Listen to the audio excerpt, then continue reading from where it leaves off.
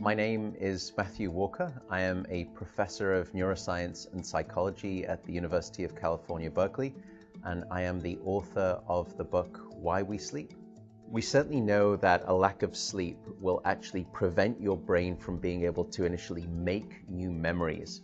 So it's almost as though without sleep, the memory inbox of the brain shuts down and you can't commit new experiences to memory. So those new incoming informational emails are just bounced and you end up feeling as though you're amnesic.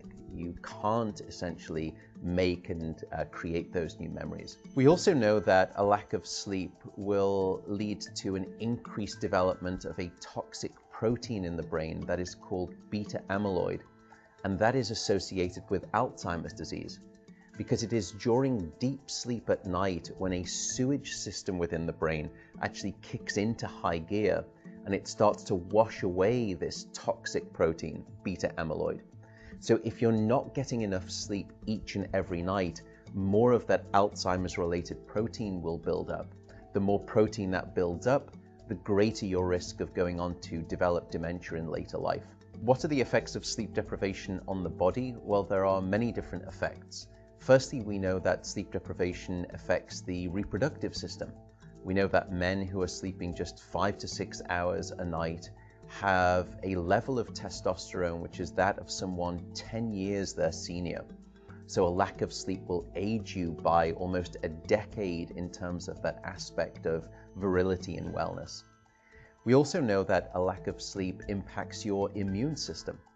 So after just one night of 4 to 5 hours of sleep, there is a 70% reduction in critical anti-cancer fighting immune cells called natural killer cells. And that's the reason that we know that short sleep duration predicts your risk for developing numerous forms of cancer. And that list currently includes cancer of the bowel, cancer of the prostate, as well as cancer of the breast.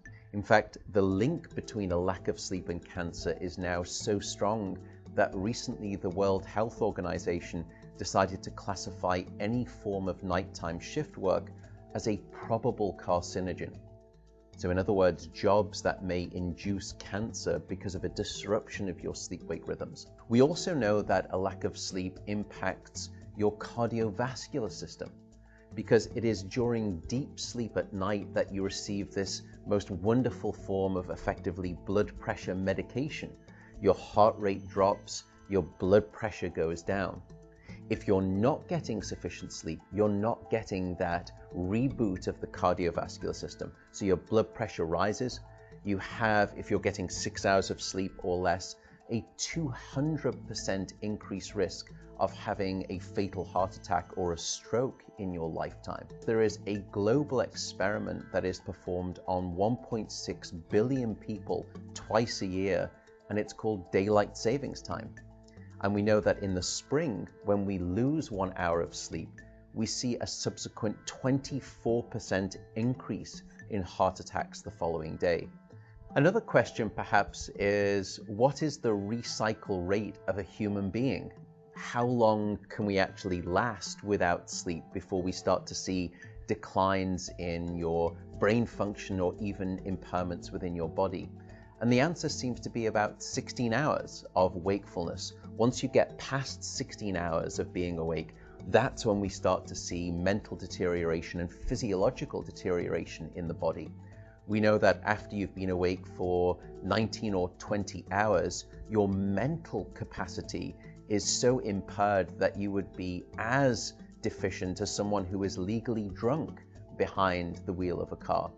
So if you were to ask me what is the recycle rate of a human being, it does seem to be about 16 hours, and we need about 8 hours of sleep to repair the damage of wakefulness. Wakefulness essentially is low-level brain damage.